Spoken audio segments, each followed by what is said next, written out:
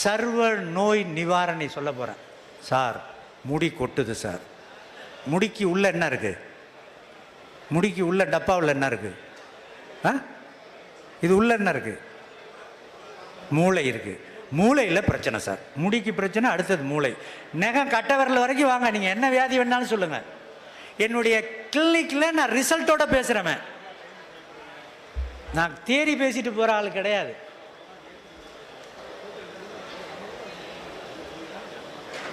ரெண்டு பொருள் சொன்னேன் இல்லையா? அதில் ஒரு பொருள் முதல்ல ஆரம்பிக்கிறேன். அந்த ஒரு பொருளுக்கு பேர் மறு உலை கஞ்சி.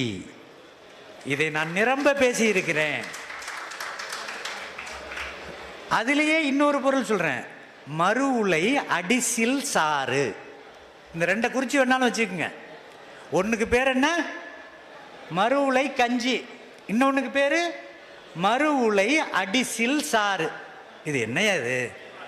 மரபரிசியில் எதை வேணாலும் வாங்குங்க, விலை கம்மியாக இருக்கணும், கலர் கலராக இருக்கலாம். ஒவ்வொரு கிலோ வாங்கி எல்லாத்தையும் கலந்து சுண்டல் மாதிரி கூட கொஞ்சம் எடுத்துக்கலாம். நீங்கள்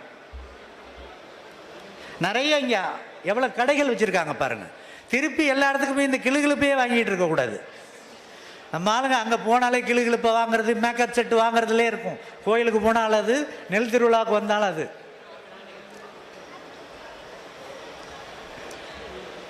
மரபு அரிசி என்ன வேணாலும் வச்சுக்கோங்க. வெள்ளையெல்லாம் கூடாத. வெள்ளையும் அருமையானது தான்.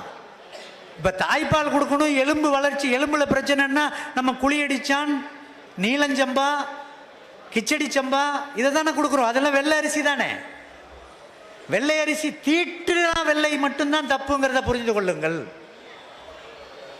மரபு அரிசி எடுங்க, ஒரு மண்ணு களையம் வாங்கிக்கோங்க.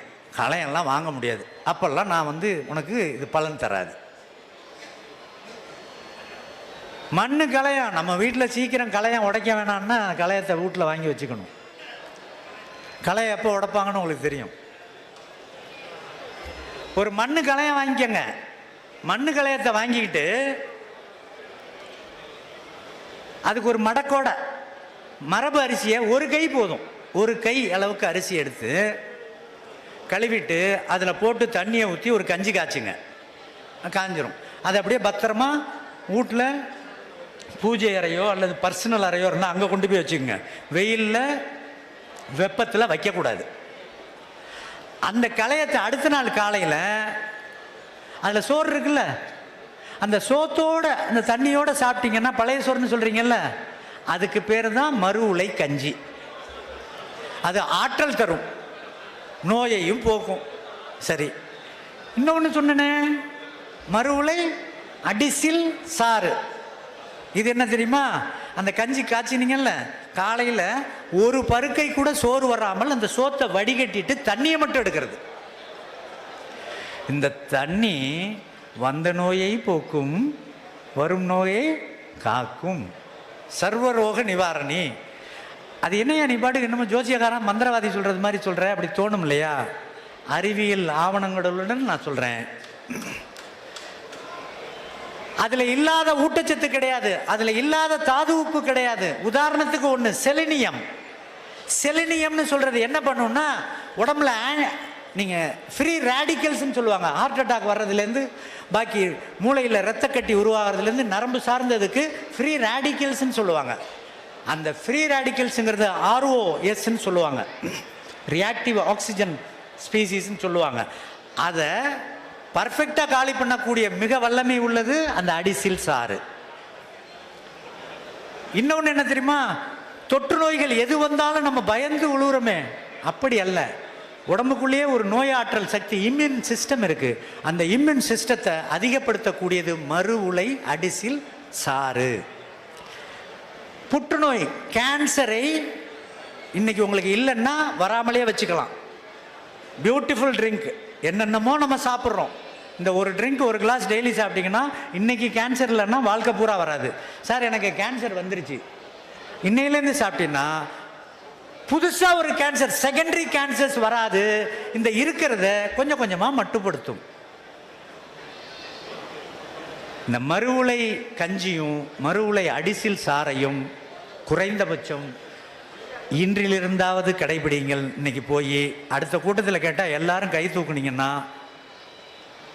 நோய் என்ன ஒன்று நமக்கு இருக்காது. இதை தான் ஔவையார் சொன்னப்போ நோய்க்கு இடம் கொடையல்னாங்க.